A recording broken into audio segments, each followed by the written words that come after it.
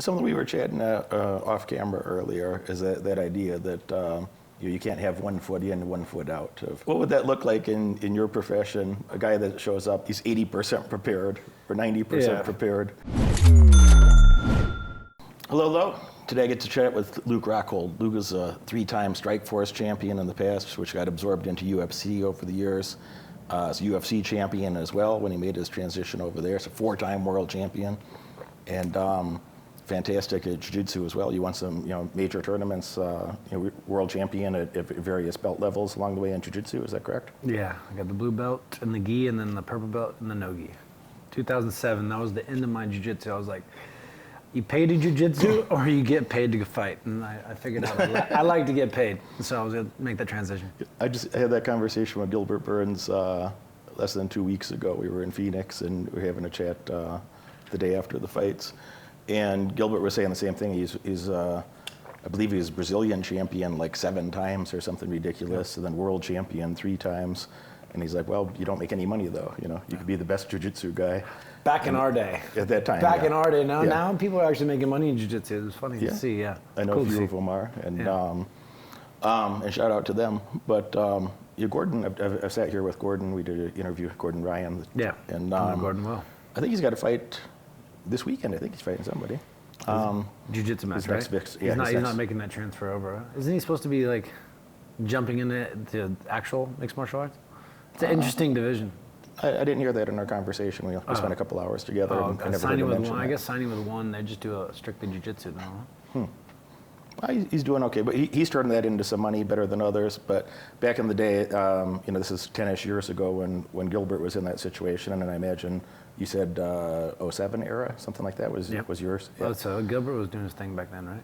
Yeah, so at that time, not a lot of money there, and he's like, well, I got to go learn, more fight skills and be an MMA fighter, and that's turned out pretty well for both of you. That you made some big waves, and Gilbert's come a long ways. I remember Gilbert. Gilbert was like Vitor's jiu-jitsu coach. I think he was in his corner. He was in Vitor's corner back in 2013 when I fought Vitor, and I got spinning heel kicked. I was like little Brazilians. On the opposite Henry Hooft too. Henry Hooft and Gilbert Burns. It's funny how things come full circle. But I remember Gilbert was always like a nice, very quiet dude, and then Henry was in the back, and they're like, you had us really worried, and we think you can be champion. Then I ended up working with Henry and really becoming, going in a long relationship with him and training with him. I didn't know that. I know Henry well. Yeah. I like Henry. Henry and I talk twice a week. One of us is texting each other or call each other. And I like Henry a lot. A great dude. I mean, that was a big point for me. I knew Henry always appreciated my style, and in the fight, I remember in the back room at your lowest point, I got spinning heel kicked by Vitor in Brazil, making the whole trip out there, and they're screaming "Kill the American" as I walk into this arena. It was a pretty intimidating spot. My first fight in the UFC, and then Henry came to me back. He's like, I said, you really had us worried. He's like, you're going to be fucking champion. I know it. I can see it. And then just every step of the way we saw each other, and it was just kind of grew my way back, and it was a pretty cool experience. I understand that's the traditional chant that they have in Brazil when they welcome a visiting fighter. Yeah, it's a great one. They cheer for your death. We were in this industrial city. It was Jaraguá do Sul. It was must have been some government, some embezzlement of money. There's something going on. There's a laundering system of some sorts, because there's no reason for us to fight out there. And the arena was set next to a graveyard. You're going up through this industrial city, and then you go up this weird-ass mountain, and there's a graveyard to the left and this crazy stadium just built out of nowhere on the right. You're like, how does that get constructed? And and then they're screaming this thing, the whole cement stadium just pounding, screaming, "Kill the American" as I'm walking in. There's not one American in the whole place. It's great. Stoked. Well, you got an exciting fight coming up. You look scheduled to fight Paulo Costa July 30th, is that right? Yeah. Yep. Paulo Costa. What are your thoughts about it? Stylistically, I know he looks like this big power puncher and things, but I can meet that power. I can deliver with just stand off him. He's a shorter guy. I can sit my jab and deliver power kicks and keep him at bay. And then if he wants to close the distance, I mean, he ain't got a good wrestling. He ain't got no ground game. So it's you want to close the distance, you're gonna take that leap of faith. I can beat him on the outside, and I can beat him anywhere else in the fight. There's obviously a short game where he's dangerous, but I know I got the weapons on the feet, and if it goes to the ground, slow and steady, I'm gonna kill this dude. I don't know. I don't know him personally, and I'm sure he's a very talented guy. And I don't want to say anything disrespectful to anybody that's fighting at your level, that level. I don't want to be disrespectful to what they've accomplished or what they've worked for. I feel, but I just, his last fight was Marvin Vittori, and I know Marvin. I like Marvin. Marvin's very focused. Marvin's very focused. I see some good. He's very hungry, focused, very hungry, driven individual. I hate. And in that fight, it wasn't the best look for Paulo. He had a tough fight there, and there's all the weigh-in problems that he had to change weight and change the weight again and change the weight, maybe a third time. I don't recall, at least twice. I think twice, yeah. And ridiculously. Yeah, so I wonder. Again, I don't know the guy, and I don't want to say anything bad about him. But I wonder what the hell was going on in his life at that time, where it'd be a very bad look for him to have those type of problems again. So I imagine he's got to be focused and doing the best he can to be prepared to show up in the ring with you, which is probably not a fun night for him if you come in less than 100%. Yeah, this is the game. You can't have 1 foot in, 1 foot out. You got to be all in. And so, everything has been on hold for me, and I'm just ready to do this thing. And hopefully some Paulo, any form of Paulo Costa showing up on weight is all I need. That's all I want. There it is. That would be nice. Just show up. Just show half the man too. I'll take half the man. But something we were chatting off camera earlier is that idea that you can't have 1 foot in, 1 foot out.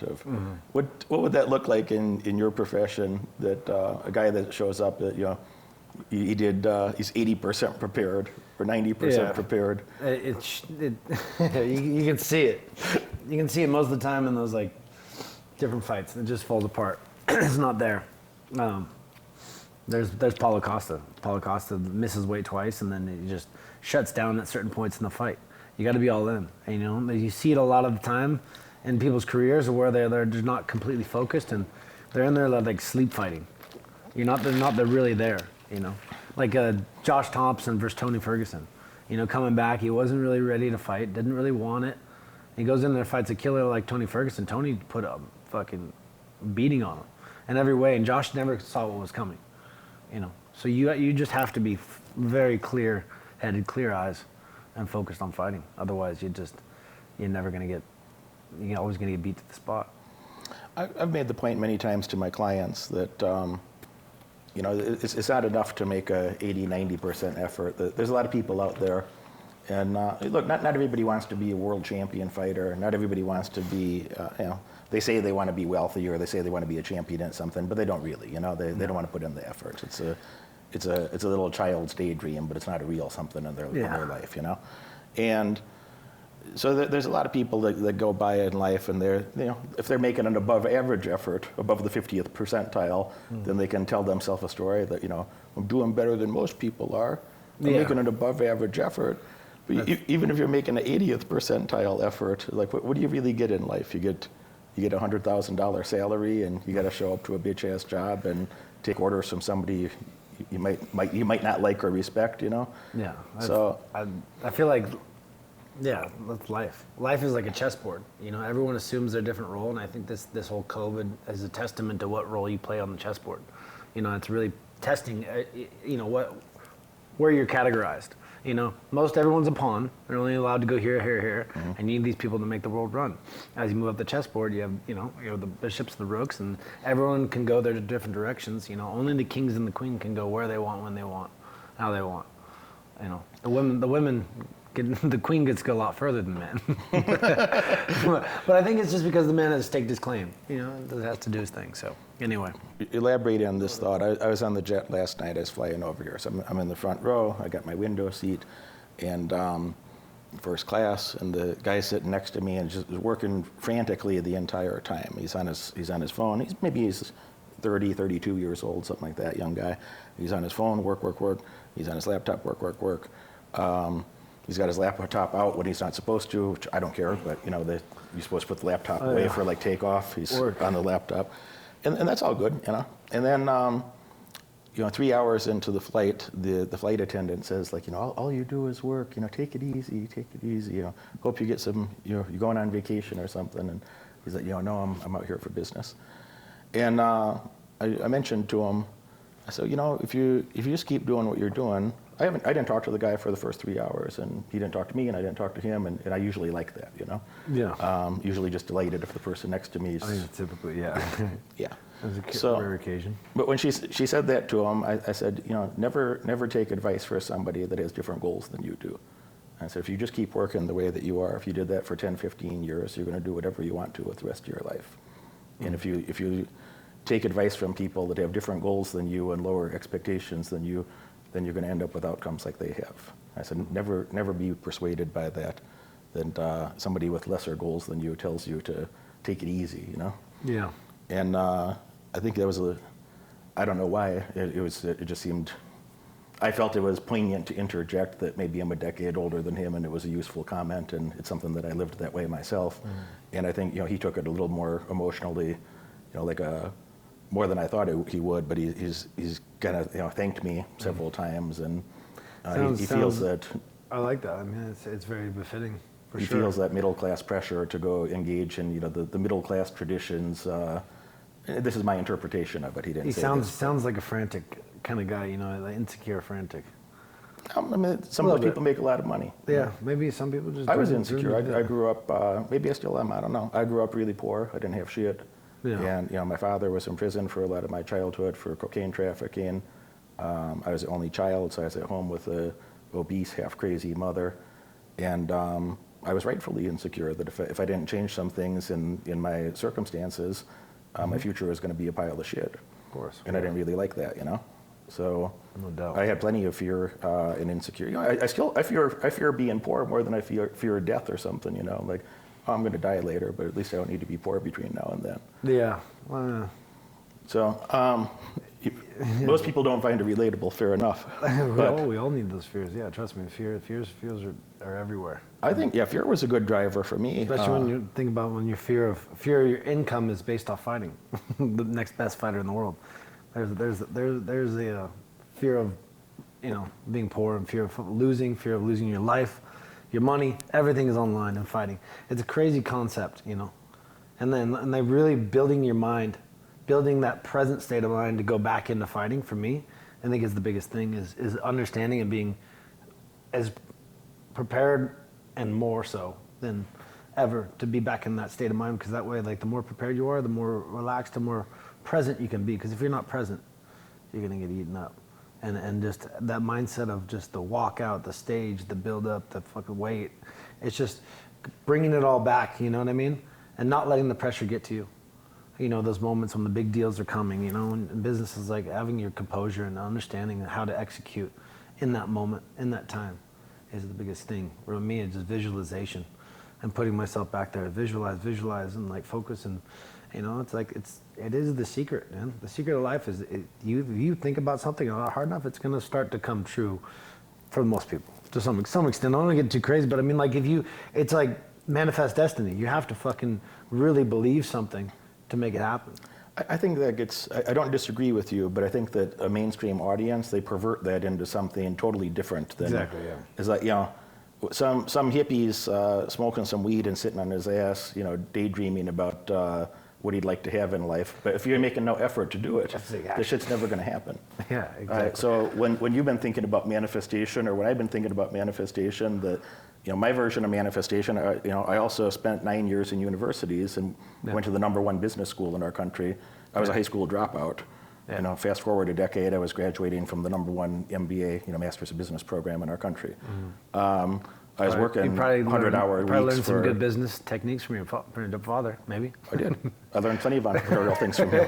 I mean, he must have been pretty good in the business to get that kind of attention from the government. Well, my father had in the early 80s. So think of inflation. He must have had his finger on the grind. Think of inflation related to that. But in the early 80s, he had a couple $1 million.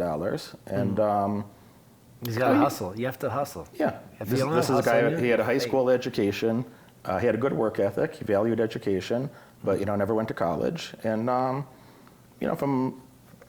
his father was a factory worker. His grandfather was a coal miner. And so he did have some entrepreneurial visions. Yeah. Now, the government had disagreements. He didn't want to get caught in the fray, the status quo of America, of falling in line and in a business of their choosing. Yeah. Choose your own way. Yeah.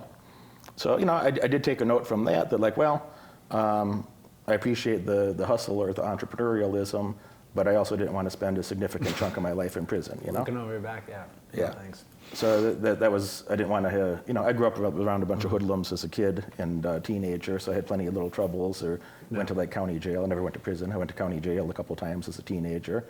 And I thought, Same way. a lot of my friends have. Welcome to the crew. Yeah. Yeah, it happens. But I thought It's about learning. that, and I'm like, well, this isn't much fun, I probably have some better opportunities out there if I focus on them, Yeah. Relating that to this manifestation thing that you said is, I wanted to go, manifest a wealthier future, and I went and worked my ass off forever to do that. You wanted to manifest certain outcomes, but I suspect you spent a lot of time training for that. I suspect you had great coaches, great mentors, great teammates. I know you did. I know some of your teammates. Yeah, I think that it's always pushing yourself outside your comfort zone. There's so many people that think about these things in that moment, and they never push themselves outside their comfort zone to realize that what they want. And you're never going to realize that, never going to get yourself to that point without getting outside your comfort zone. I think it's the biggest thing. Everyone is so comfortable, and they only say things, they do things, but they'll never take the action on it because they're comfortable. They stay within what is their security space. When you put yourself out of that, it's scary, but it makes it, pressure makes diamonds. I was living on my coach's living room on a mattress. I ended up just bouncing at a bar. I'd been a cop. I quit my job. And Derek Moneyberg presents 10 Commandments of Wealth. took the gamble on myself to become a successful professional fighter and make it to the UFC or Pride, and at the time. And Am I making a sacrifice right now, or am I just investing in a better future? So it's easier for me to make those decisions when I think about it as like, oh, Yeah, absolutely. And now that you mention it, having to actually really process and think about it, I think that word sacrifice is kind of like, I believe it's the word that the ones at the top kind of use to make everyone else feel better about it. Because when you're at the top, now you realize that was an investment. Was everything just golden and easy and handed to you, or do you have a little struggle yourself along the way? No. Yeah, in 2013 and 2015, I was living out of my car, full time, and I was too proud to ask for help. Like, how ridiculous is that? You're living out of your car and you think you know it all.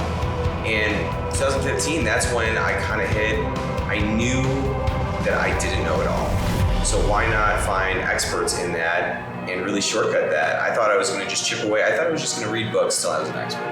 I never really talked to anyone that actually did it. It's been about a week since I've joined the 10 Commandments of Wealth program, and there's so many interviews that are offered in this program. I'm inside the Derek Moneyberg 10 Commandments of Wealth program. This is an awesome program that you're gonna love. I'm gonna use the principles and the knowledge from this program to help me boost my leads in my marketing firm. Buy this program, it's a wonderful investment for your future. You won't regret it and you'll absolutely love it.